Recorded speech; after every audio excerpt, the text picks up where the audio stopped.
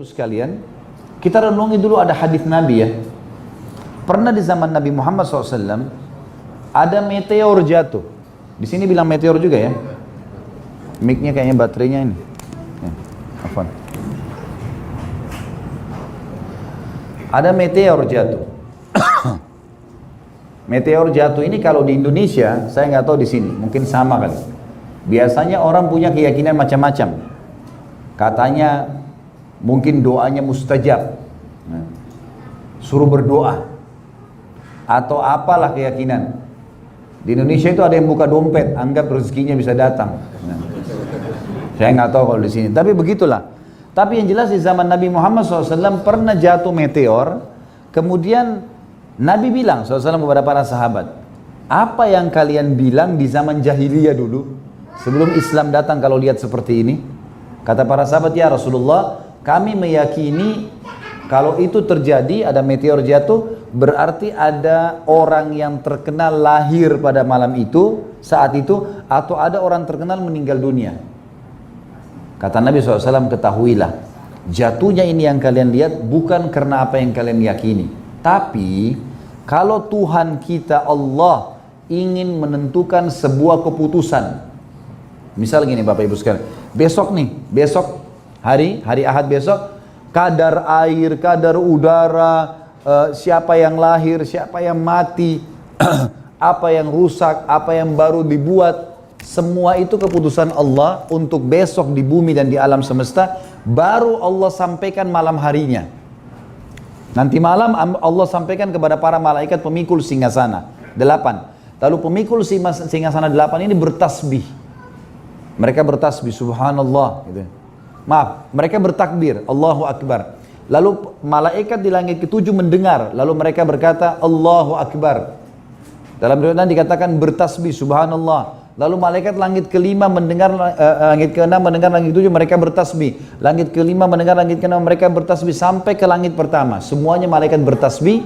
Kemudian mereka bertanya kepada malaikat pemikul singgasana, apa keputusan Tuhan kita untuk besok nih? Maka disampaikanlah oleh pemikul singgasana 8, di sini hujan, di sini mati, di sini lahir, di sini semua. Apa yang akan terjadi besok disampaikan pada saat itu. Jadi malaikat di langit pun tidak tahu besok terjadi apa kecuali nanti malam. Gak ada yang tahu gaib kecuali Allah nih.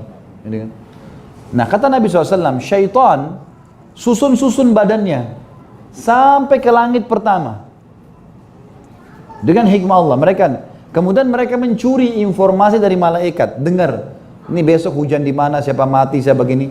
Lalu mereka akan temukan banyak malaikat di langit-langit itu yang memanah mereka dengan anak-anak panah berapi. Dan itu dari bintang-bintang. Serpihan meteor itu, itulah anak panah malaikat. Sisa anak panah malaikat. Makanya dalam surah Al-Mulk Allah bilang tentang bintang apa? وَجَعَلْنَاهَا رُجُومًا لِلشَّيَاطِينَ. Dan kami jadikan itu sebagai rajam bagi syaitan-syaitan yang datang mendengar, gitu kan? Baik. Syaitan-syaitan yang lolos tidak sempat terbakar, mereka pulang menemui teman-teman mereka dari dukun-dukun itu. Ini di Indonesia saya sudah suruh luruskan ya. Dukun itu kan namanya nggak baik.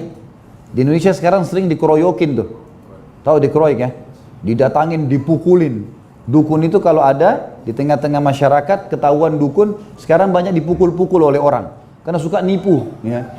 Suka nipu, suka bohong gitu ya. Dan memang itu alam mereka. Nah sekarang mereka ubah dukun ini, namanya di Indonesia diganti orang pintar. Nah, padahal ini orang bodoh gitu. Jadi saya bilang harus ganti Bapak Ibu sekarang orang tidak pintar. Jangan bilang orang pintar. Juga diganti nama lain, paranormal. Itu di atas normal ya. Mestinya orang tidak normal. Jangan salah nama. Karena itu terkelabuhi banyak orang, gitu kan? Orang banyak menganggap ini pengobatan yang boleh saja. Kalau dukun mereka tahu nggak boleh, tapi karena namanya diubah mereka ke sana. Gitu. Yang jelas, syaitan-syaitan ini akan kembali, kemudian mereka akan berkata kepada dukun-dukun ini, kata Nabi Muhammad SAW, kalau dukun tahu hadis ini mereka akan berhenti jadi dukun tuh. Kata Nabi SAW, dan syaitan-syaitan itu akan berbohong dari 100 informasi yang disampaikan kepada dukun-dukun itu. 99-nya dusta. Hanya satu yang benar. Itu pun yang benar karena dia curi informasi, bukan karena dia tahu. Jadi kasuistiknya adalah meteor itu memang rajam.